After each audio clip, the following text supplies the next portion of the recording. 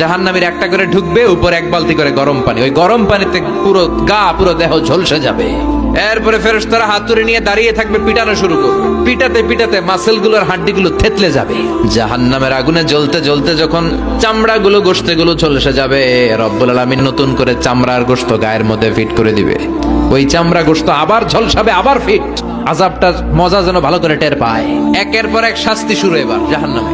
যারা দুনিয়াতে আত্মহত্যা করছে, ছুরি মারছে, ও খালি ছুরিই মারবে। বিষ খাইছে, খালি বিষ খাবে।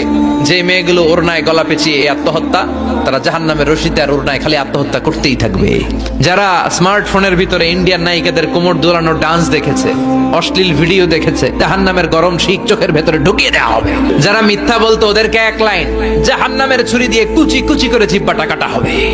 অন্যের জমি মেরে খেয়েছে এরকম ডাকাইত আসারা নাই, 7 জমিন ওর কাঁধে তুলে দেওয়া হবে। এবার কারে কর গিবত করে চগল খড়ি আসারা নাই, তাদেরকে আল্লাহ জাহান্নামের তামা দিয়ে নখ বানায় দিবে, আগুন ঝরবে ওটা থেকে। নিজেরা নিজের গালের গোশত আর বুকের গোশত টেনে কুড়ে কুড়ে খাবে। ওদের ব্যথার চিৎকারে পুরো জাহান্নামটা থারথার করে কাঁপবে।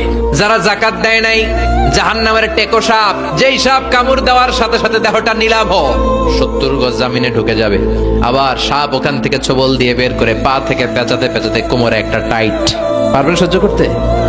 আল্লাহ জাহান্নাম থেকে তুমি আমাদের বাঁচাও।